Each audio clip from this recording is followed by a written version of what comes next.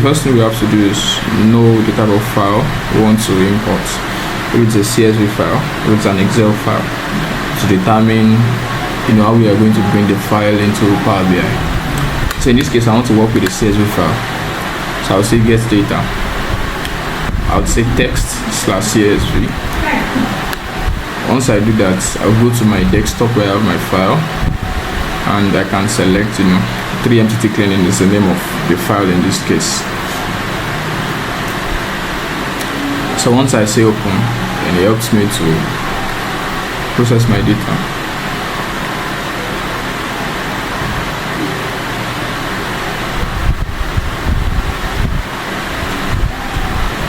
So now my data is successfully brought in. It's not clean the way I want it, so I have to still do some transformation steps on it. So I'll just say transform data.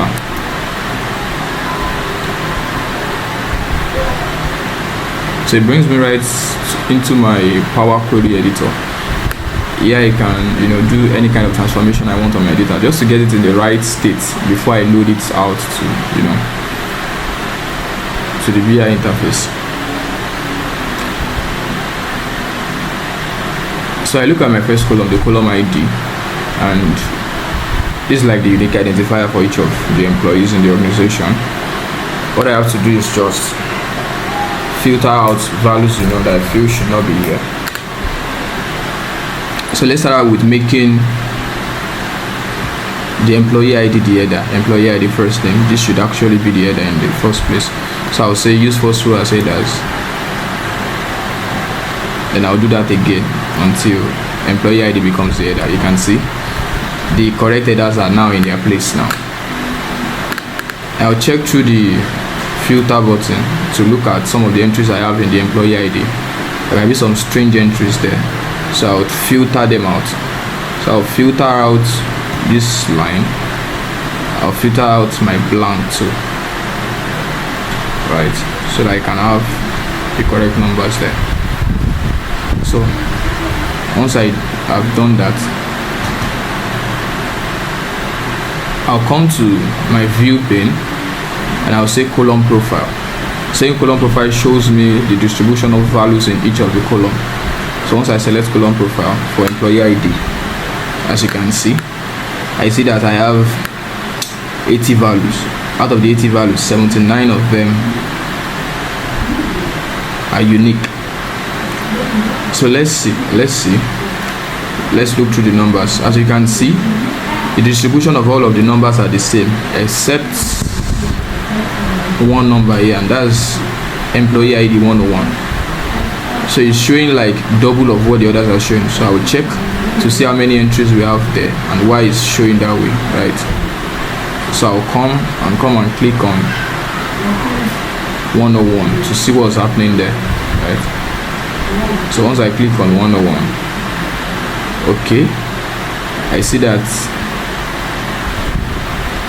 it's the case of the same employee, but then the problem between them is just there is no unique format on them. There is a name starting out with a capital case and the other is starting with a smaller case, so I just have to generalize them now, make them look the same. Okay, so I would say here, I'll say transform, say capitalize each word. I'll capitalize each word for here too. Transform, capitalize each word. Then I'll come and clear my filter. Let me clear my filter. So I'll delete the filtered rows so I can remove my filter. Say delete. Okay, so let's see if there are duplicates here now. So I will say keep duplicates. So you see that these two are duplicates, right? I just came through this route so you can see that they are really duplicates. I could have removed them, but then I wanted you to understand what was happening behind the background. So I'll just delete this step. Now right click on this corner, I'll say remove duplicates.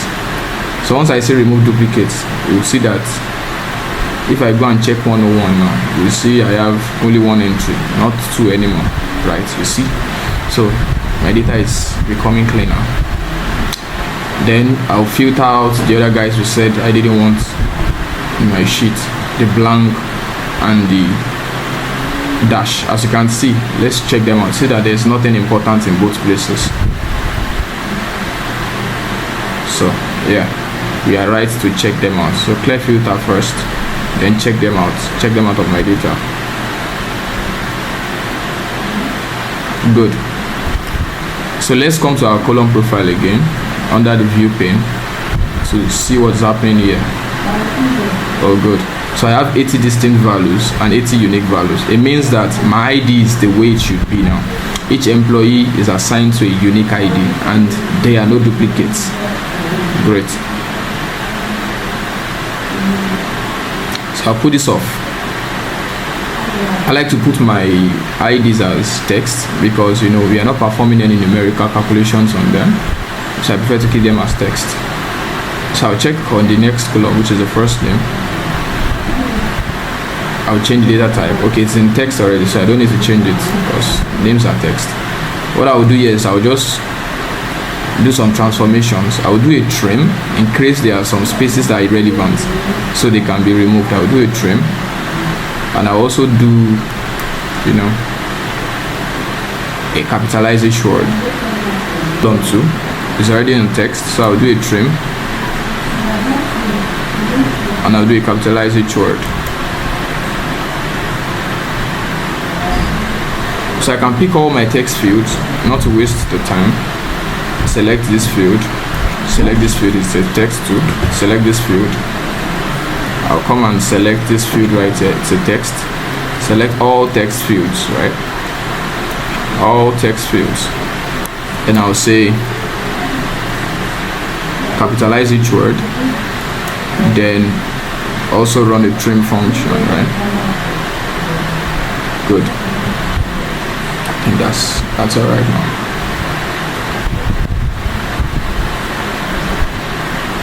So now I'm done doing that. Let's check through the department column in case you have some inconsistencies. Okay, I can see IT here and information technology, so I'll just keep that one, give that one the same format, so the computer does not register them as two different things, because then if they are registered as two different things, it becomes a problem when I'm trying to visualize. I don't want that. So let's look at what we can. Maybe we should replace information tech with IT. So I'll filter information tech out. So I'll replace the values. So I'm going to replace, in this case, information tech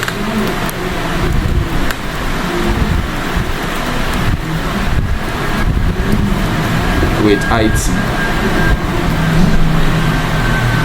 So once I do that, all my values gets replaced, right?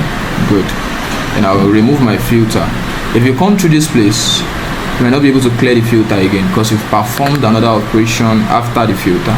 So the best bet is to come to this corner and delete your filtered rows. So don't worry about that, just delete. It's going to come back to you. Good. So as you can see, if I check now, okay, I still have the IT small letter, so I'll check this and convert to IT capital letters too. So I will replace values.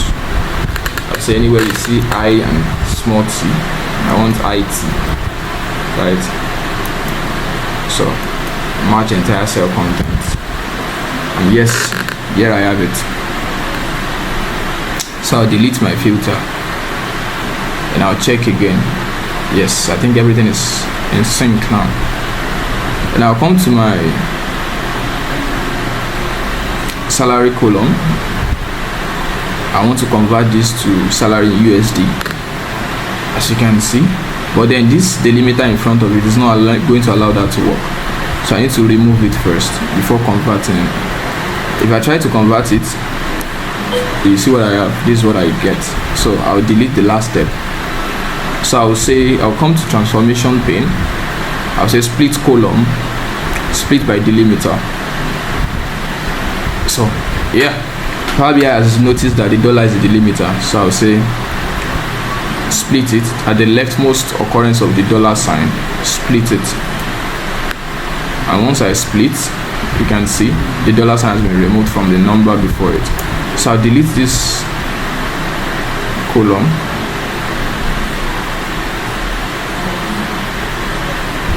And I'll name this one my salary USD, and I'll choose the format as dollars, fixed decimal, right? Now it's in the correct format. Great. I move on to the next column, which is my start date. It's seen as text, which is not in the right format. I just have to convert that to date. So I want that as date, so I'll convert that to date. Good. As you can see, it has been converted to date. So let's scroll down, let's see what's happening. As you can see, the date is consistent all through. Great, that's what I want. So we come to the next column. It's the address column. We don't really have a lot to do with the address, depending on the kind of analysis we are doing though. But in this case, we really have no need for it, because we don't be plotting somebody's house address against another, right? So we'll come to the age pane. Look at the age. This is not supposed to be text. I change this to number. Or number, right? So if I look through,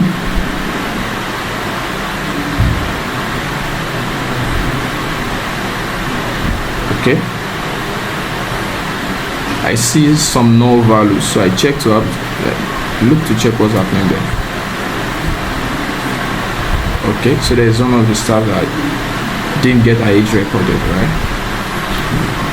So in practical scenarios, you reach out to find out what value is supposed to be here.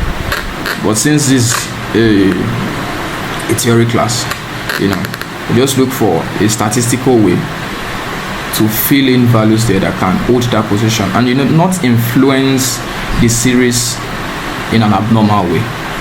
So one of the best ways of doing this is to use median or to use averages like mean. But then my own favorite way is to use the median.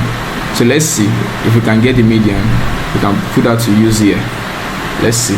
So I just come to my view, come to my column profile. So if I have my median here, I think I'll just use my median.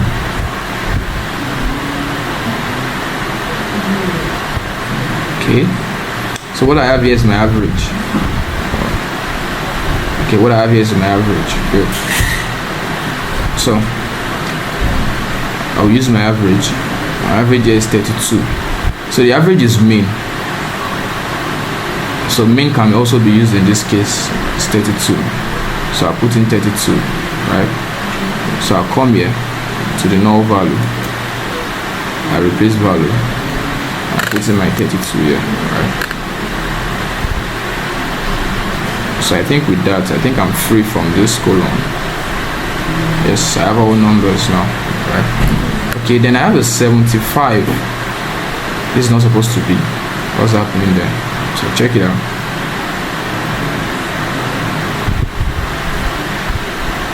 Okay, so the person is in IT, right? And it's a 75. So this is not feasible. It's not feasible. So I'll do is just replace it with our average values too. Replacing a possible outlier like this. Imagine a worker is 75-year-old, that's above the retirement age. But replacing an outlier like this, you have to be careful. You don't just pick up values and just replace. You have to replace, if the need be that you have to replace eventually, you have to replace with values that don't skew the distribution. It doesn't move it to where it's not supposed to be. And that's the essence of coming in to use the averages. The average makes sure that it is as close as possible to the original value. So I'll still input my average of 32 here. Say okay. Good. Then I'll clear my filter. So yeah, then on our salary column 2, we look at the distributions. You see the range of salaries from 45k up to 55k, and here we have this 470k standing out. So let's check what's happening. Right, check that out. Marketing. So the person is in marketing. Wow. So if we clear the filter and we check the marketing department, let's see. We can see that looking at the marketing department, everyone's salary is around, okay, let me use the column distribution, column profile to see. The minimum salary in the marketing department is 46,000 and the maximum is 470,000. Okay, that's the value with dim and outlier. So it's totally out of the range of the average salary of the marketing department. So that probably screams 0. So what we'll do in this case is,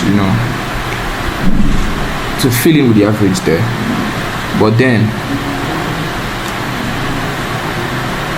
if we decide to compute the average of these guys with this 470,000 inclusive, the outlier is going to skew the distribution because it has the possibility of dragging it to the other end.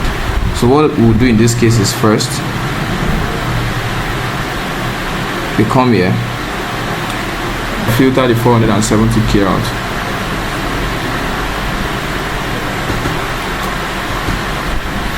Then let's see the column profile.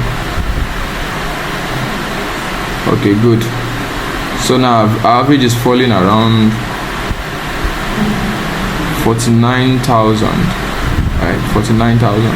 So we can use this, but then if you want to still make it more accurate, you can still come and filter your department and still come specifically to that marketing department so that you fill it with the average salary in that specific department.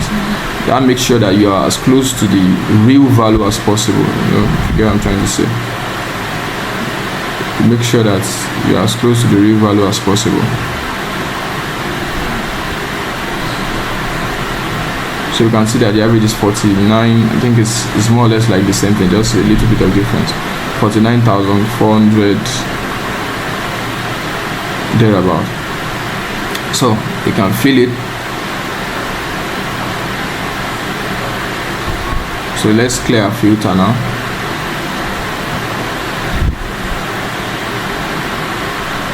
Let's clear our filter. Clear my filter here so I can fill the 470k.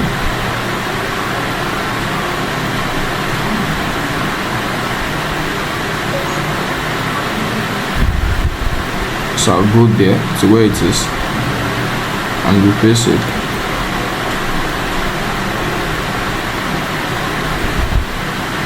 So I can fill it with 49,000.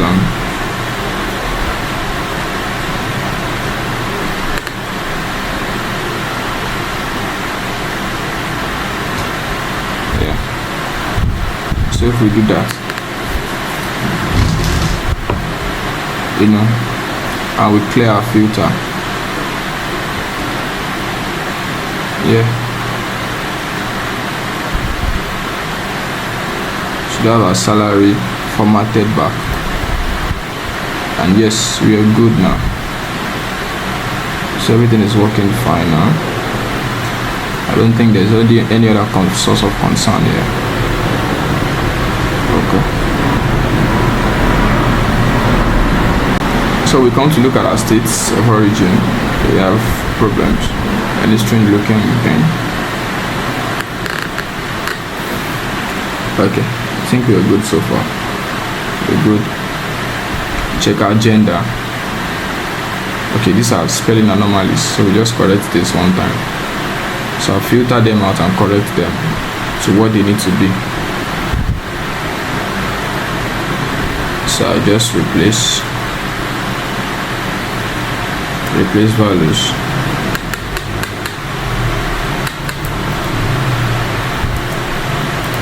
With the correct spelling. And I'll replace the other ones too.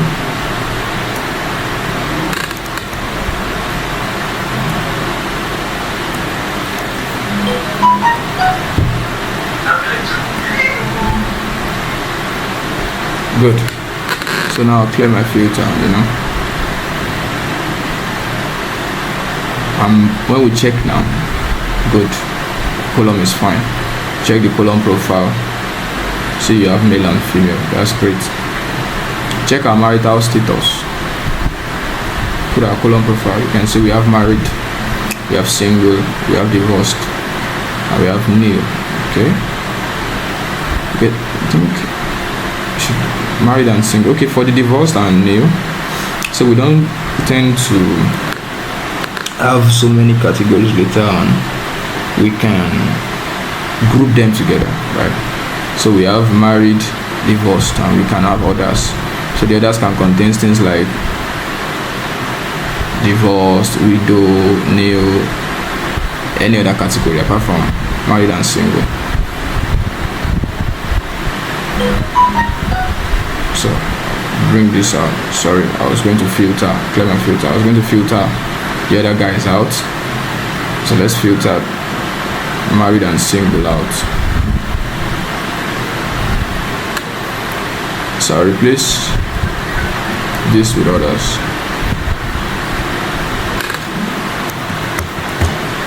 Good. I'll do the same for people that refuse to disclose their marital status, so we can have them as others. Good. Then I'll bring back my filter, remove it. So for this column, you can see, let's put a column profiling on it. Everyone is a full-time staff, so there's really no story you want to tell about this. If it was that you had variations, maybe part-time staffs, you can talk about the percentage of full-time staffs to the percentage of part-time staffs and look at some other considerations in that line. But since they are all full-time, so you can just do away with this. There's really no story you want to tell with that.